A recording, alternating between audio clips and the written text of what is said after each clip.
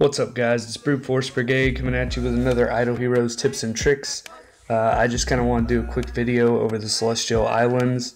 If you guys are confused on how the Celestial Islands work in any way, totally understandable. They've changed this thing like 4 times since it came out. I'm pretty sure at least 3 that I can remember. But anyway, I'm not sure they really knew exactly what they were going to do with it whenever they first released it, because it's gotten quite a few overhauls. So let's just dive into this. The most important thing, obviously, in the Celestial Islands is to make sure that you get your watchtower up as quickly as possible. I've got mine up to level 9 here. It's starting to get pretty expensive already. The next thing you want to make sure that you do is invest heavily in this vitality, so that you make sure you get more of these little blossoms here. Definitely important. I haven't put too much into it, but it's pretty on par based off my watchtower. Anyway, the next thing is your harvest to increase the percentage of output that each of your things are getting you.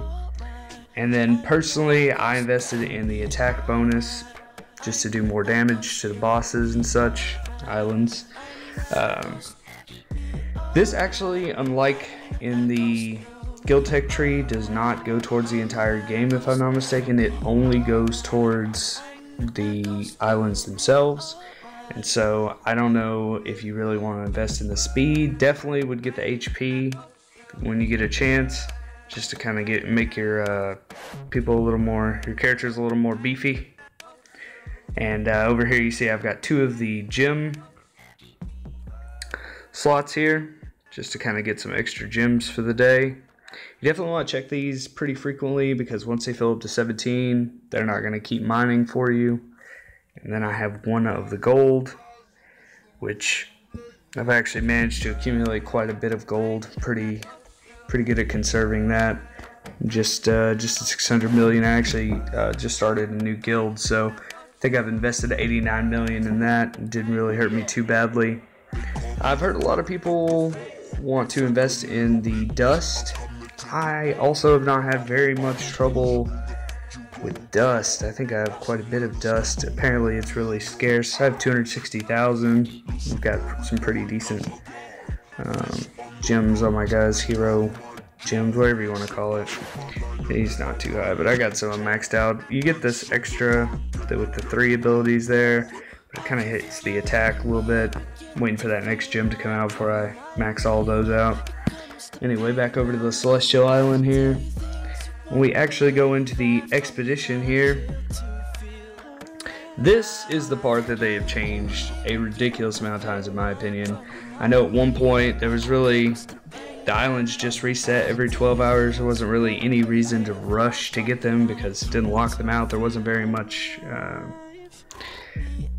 consequences for not doing the islands. And then next, I think you got to destroy it once, and then it would open back up, and however much time was left, or some such nonsense. Now they've got it set to where it is actually on a weekly basis, like the events are. So I'm not really sure what is going to happen whenever this timer runs out. If you're going to get rewards based on how far you got in each island, or if you're going to get rewards based on whatever. I've only gone up to 11. I was hoping it would kick off at 10, and maybe you had a week to defeat all of them up to 10. But clearly that's not the case. I went up to 10 at one point and saw that it was actually taking 2 blossoms to kill each one. So my goal is to pretty much get all these up to 10 before the timer runs out, and then just kill as many bosses as I possibly can.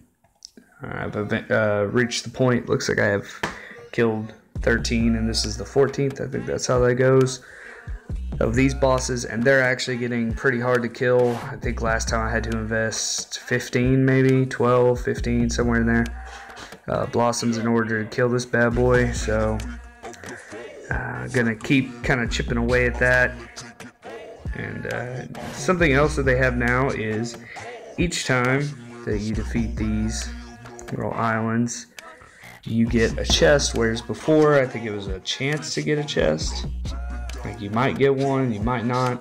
But now you definitely get a chest each time that you beat it, and the rewards are just a little bit better each time that you defeat an island, and the same thing with the bosses. The rewards increase each time that you beat the boss. I'm not 100% sure if beating the boss so many times increases your chance of getting those little skins.